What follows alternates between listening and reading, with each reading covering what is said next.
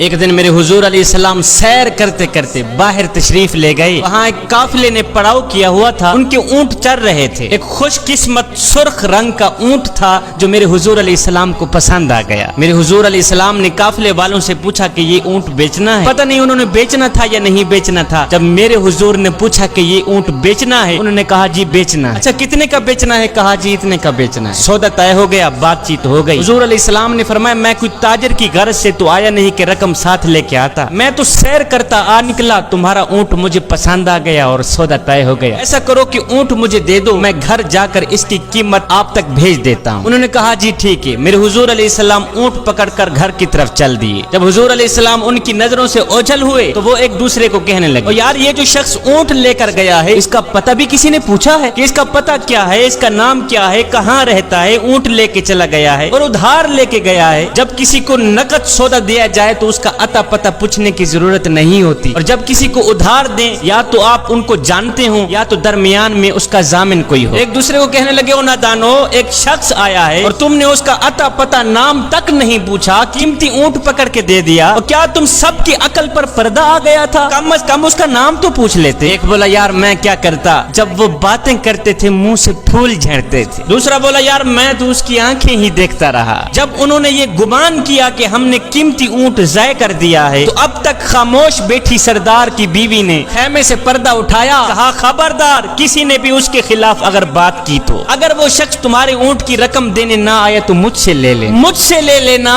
میں اس شخص کی ضامنہ ہوں. انہوں نے کہا اچھا تو اسے جانتی ہے؟ کہا نہیں میں بھی نہیں جانتی. کہا جب جانتی ہی نہیں پھر ضمانت کیسے دے دی؟ کہا جب تم سودا کر رہے تھے تو میں خیمے کے اندر سے دیکھ رہی تھی کہ جس کا چہرہ اتنا خوبصورت ہو وہ جھوٹ بولتا ہی نہیں, وہ دھوکہ دے ہی نہیں سکتا. ابھی تمہارے پیسے آنے والے ہیں. تھوڑی دیر گزری ہی تھی کہ میرے حضور علیہ السلام کے غلام آ گئے پیسے لے کے. کہنے لگے کون ہیں وہ لوگ جس سے ہمارے آقا نے اونٹ خریدا ہے؟ کہا جی ہم لوگ ہیں. صحابہ نے کہا یہ لو تمہارے اونٹ کی رقم, یہ لو تمہارے اونٹ کی قیمت. انہوں نے کہا بھائی قیمت بعد میں دینا, پہلے یہ بتا کہ وہ محبوب رہتا کہاں پہ؟ صحابہ نے کہا سامنے مدینے میں اس محبوب کے ڈیرے ہیں. کہا پھر رقم بھی اپنے پاس رکھو, اونٹ بھی اپنے پاس رکھو, ہمارے دل بھی اپنے پاس رکھو, ہمیں تو اب دن رات اس محبوب کا دیدار ہی چاہیے. ہائے میرے حضور کی صورت ہی کیا دیکھی, اونٹ بھی بک گیا, خود بھی بک گئے, سارا کا سارا قافلہ مسلمان ہو کر حضور کی غلامی میں آ گیا.